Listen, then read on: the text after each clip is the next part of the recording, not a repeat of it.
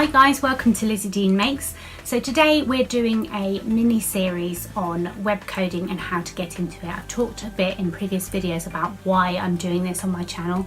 My channel is not really about web coding, it's about frugal living and how to live well on a tight budget. Web coding is a useful tool for anybody who wants to have more flexibility in terms of your income, because it's a job that you can do in unsociable hours. You can do it working from home. It's something that you can always do, even if you're wanting to be a stay-at-home mum with small children, even if you're working in a place where there aren't really that many job opportunities.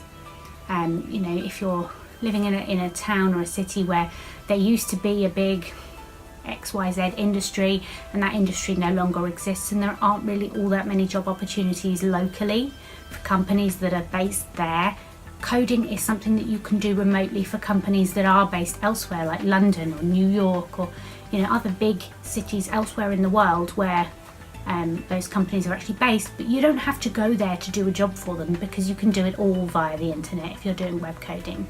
So it's a great thing to get into just for flexibility. There are many other reasons why I think it's important to get people into coding now, which I've talked about in other videos. So if you've watched the whole series, you will have all that information already. What I wanted to talk to you about today is some key things that you need to understand in order to tick them off from the box of things that you need to be able to explain in a job interview that you have a good grasp of. So I've sort of talked a bit about how the various different parts of creating web code work and how it all works together, and what sort of things it is that you need to learn in order to practically build a website and get it to do the things that you need it to do. What sort of code it is that you need to learn, how those bits of code go together, and a couple of different places where you can go and get more information on that for free online.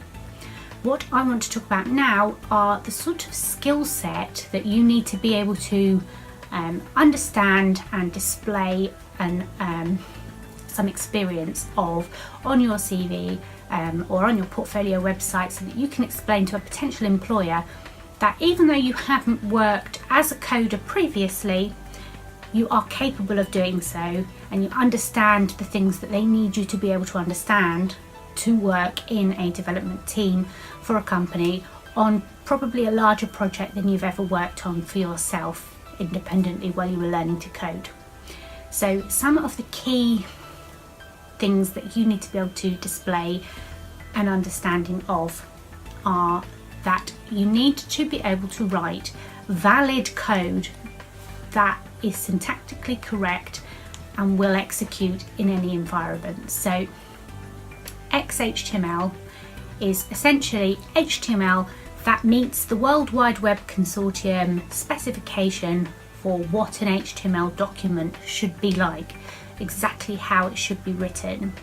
So if you are writing, for example, a DOM element that handles a line break, so if you press return on your keyboard when you're typing a Word document and you go down a line, it's known as a carriage return line feed essentially. You're onto a new line.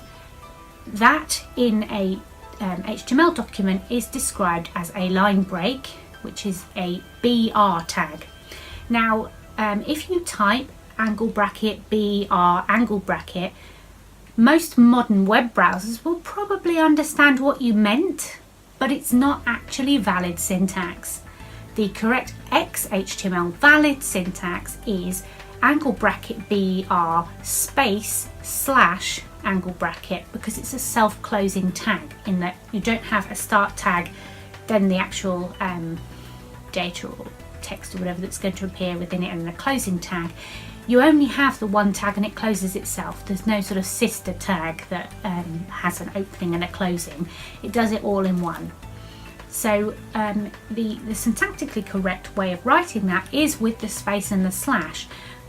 But if you are just working in browsers and things, you could be lazy and not bother to include it, and it probably wouldn't be a problem.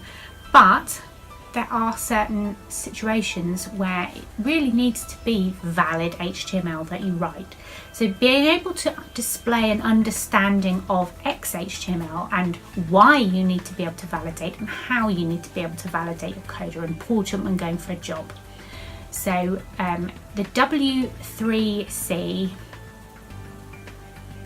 which is the World Wide Web Consortium, has a validator, which is their tool that you can go online and you can type in W3C HTML validator and you will find the tool. It gives different options. You can either put a link to your HTML page and it can then go and check that page for you, or you can copy and paste the HTML from your document into a box on their screen and you can run that against the validator and see if your HTML that you've written is valid XHTML. The reason why you need to have valid XHTML is I think there are two main areas that you need to be aware of. The first is that it needs to be accessible for people with special needs, so special considerations when writing a website. So for example, people who have got impaired vision and are using a screen reader, that screen reader needs to be able to understand the HTML that you've written in order to explain it out loud to the person that's trying to access your website using a screen reader. So they require you to write valid XHTML so that they can understand what it is you're talking about. They're not going to go out of their way to guess what that coder might have meant by something random that they've typed. Browsers are a lot more forgiving generally, but screen readers are not necessarily so forgiving. So writing valid XHTML is important to make sure that your web page is accessible to all users. The second big part of this is that the biggest blind user of a web page is the Google indexing robot. So the Google bots come and they look at a web page and they try and understand what it's about and they get some information from it to put in the little summary that you see in the search results of a Google search, and it will look at your code and try and understand it in order to find those bits of information. If you haven't written valid XHTML and you've sort of written something that's almost right but isn't quite right, the Googlebot's not going to bother trying to understand that. If it does bother trying to understand it, it's still going to give you a bad score and put you further down the search results and not put you at the top, because you haven't bothered to make sure that the Googlebot can understand it, and you haven't bothered to make sure that people using screen readers can understand it. So it's going to mark you down. So those are the two main reasons why you would want to write valid XHTML, and the tool on the w3c.org World Wide Web Consortium website that you would use to validate your HTML to make sure that it is valid XHTML.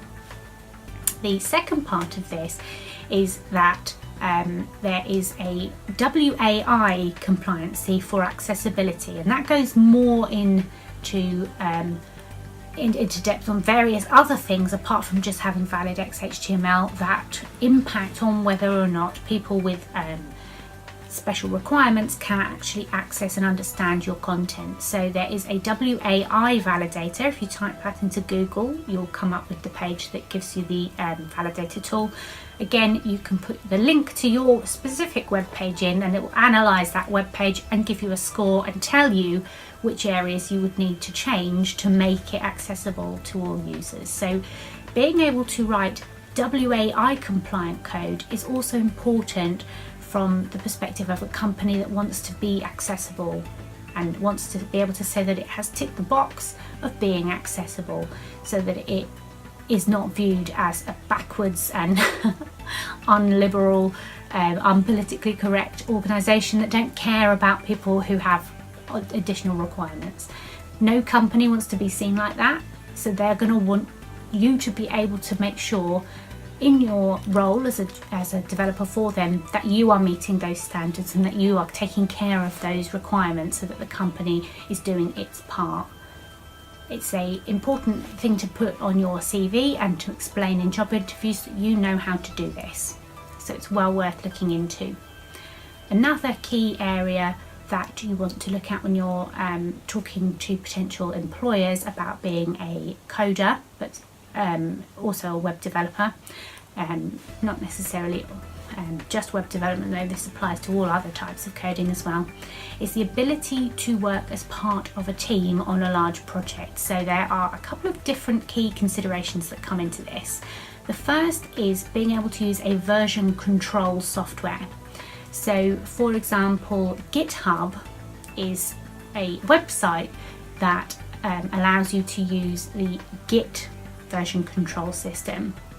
Yes, it was named ironically Git by the creator of it, but it's a version control system. There are other version control systems. I would suggest for someone getting into web development, GitHub and the Git version control system are a good place to start. There are plenty of online free videos, tutorials, things that will talk you through how to get started with it. But it's important to be able to understand having a version control repository where you're putting the code and what the importance of version control is. So if you add a new feature, that's a new version of the code because it's got some new stuff in it. An older version of the code that someone might have copied and put on their computer to be editing won't have all of that stuff, so it's not the up-to-date version. That's essentially what version control is managing.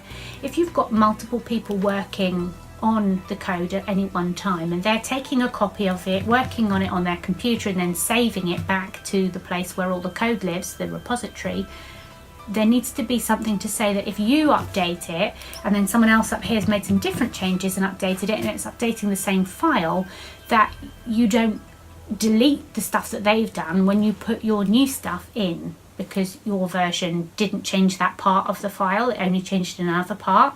You would still be overwriting it otherwise. So being able to use a version control system so you don't have these clashes and being able to resolve such clashes in a way that doesn't destroy somebody else's work and obviously lose the company time and money is an important skill to be able to demonstrate to an employer that you understand how this works and why it's important.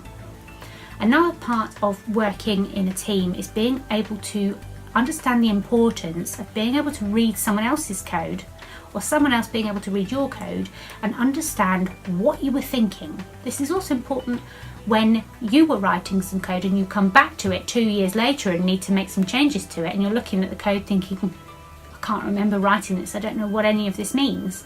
So being able to understand that there is a need to write something in your code that tells you what you were thinking for your own future self who's going to come back and look at this and not remember, but also for someone else who's never seen this code before in your team who needs to be able to come there and understand what it was you were doing. So this is basically the importance of commenting and documenting in your code. So you can have separate documentation that you write elsewhere, perhaps just a Word document or a spreadsheet or maybe a wiki that you've set up in your company, which is where you write documents about the code. But you can also just write comments within the code itself. So when you're doing something, you can explain in a quick comment that says why you were doing that. And this isn't written in code, this is just written in sort of commenting on either side, and then it's just normal text inside. So you can just write a quick message, like a post-it note, to the other person to explain what this bit of code is supposed to do, or maybe why you've done something that looks a bit odd because you had to do it because of such and such reason that they might not immediately know when coming to look at that code, and that it's worth you telling them. This is really important for maintainability of code, which is another key area that you need to be able to explain to a future employer that you understand. So writing code from scratch, if you get a task and you have to go and create some code for that, that's easy, and pretty much anyone can do that who is a coder, can sit there and can write some new code. But the ability to write code that is maintainable in the long run, that's not going to take a lot of time and energy to fix any little problem or make any little tweak or add a little feature here or there, that's not going to be really difficult to do that with, is an important thing to be able to explain to an employer. So commenting your code is one very key part of that, because it means that you or someone else can come back to that code later, understand what was going on quickly, and change something or fix something without accidentally taking away something that was really important that code did, because they didn't understand that that's why you'd done it like that. Fixing someone else's code because you don't understand why they did such and such a thing because there wasn't a comment there happens when you're working in a large team. And the only way to stop people from fixing your code, if it looks a bit unusual, is to put a comment in explaining why it looks so unusual and why that you don't want them to fix it for you. Thank you very much. So that's one key area of being able to work with others in a maintainable project. Another key part of being able to work on a project sustainably and write code that can be easily maintained is to separate out the concerns. So if you just create a single HTML file that has your CSS in line and has your JavaScript in line, that's not scalable or maintainable, because you're going to end up with a really big HTML document that's got loads and loads of JavaScript in and loads of CSS in, and so you're going to have to wade through all of the lines of that document to try and find the bit that you need to edit, the bit that you need to change. It's much better to separate out the concerns. So you have the CSS in a separate external CSS style sheet, and you might have separate CSS style sheets, one for colors, one for layout, one for special gradient buttons that you want to use and things like that, so you know where to go to find those things. Separate out your JavaScript into JavaScript that handles your search function and JavaScript that handles your contact form functions, and separating those out into different documents and external documents, but also splitting up all the CSS and all of the JavaScript into separate areas, separate little modules almost, that are self-contained, and that you can, okay, I need to change the search function. You go to the search.js file that you're using in your HTML page, rather than having to go through the whole HTML page and find the bit where you wrote about the search function. It's much more scalable and maintainable to separate out the concerns like that. The other part of separating out concerns, the other way of looking at it is, if you just had one big drawer and you put all your clothes in that one big drawer, and you wanted to find a specific top, you'd have to go through all of the clothes in that drawer to find that specific top. But if you separate out your clothes into your trousers drawer and your tops drawer and your underwear drawer, and you split the underwear drawer into a couple of different underwear drawers, we have socks and you have pants and you have bras, it's easy to go, okay, I want to find my special top. You go to the top section. You don't have to look at any of the rest of that stuff, because you know all of that is irrelevant. You just want this bit. You can go straight to it. And that ability to go straight to the code that you want to change, to know exactly where it is, and you know it's only there, tops are only ever going to be in the top drawer, it's an important thing when working in a team, because it means that anybody coming into that project can find the search function, because it's in the search function file. It's more obvious and intuitive, and it saves a lot of time and energy. It also means that you're not loading a massive file when you don't need to be, which is important if you're dealing with mobile web and things over perhaps not a very fast 3G mobile web connection. You don't want to be loading stuff that you don't actually need at that point. So being able to only load the things that you're currently interested in, and because you're only loading those CSS and JavaScript files, is another important reason for doing this. So those are a couple of key things that you need to know when trying to write your portfolio and your CV to explain that you are someone who could work as a professional developer, and you understand these various things that you might not have understood if you were just coding on your own. It's something that you need to get a grasp of so that you can talk well in a job interview, or explain in a CV that even though you haven't been paid to be a developer before, you could do it as a professional developer because you understand the things that could be important to a company who's employing a load of developers to work together on a big project. You understand what the considerations are, even if you've never had to face them yourself in any project you've worked on. You have at least learnt about them and can see them as problems. So thank you for watching. If you've enjoyed this, please give it a thumbs up. If not, I'll see you in the next video. Bye.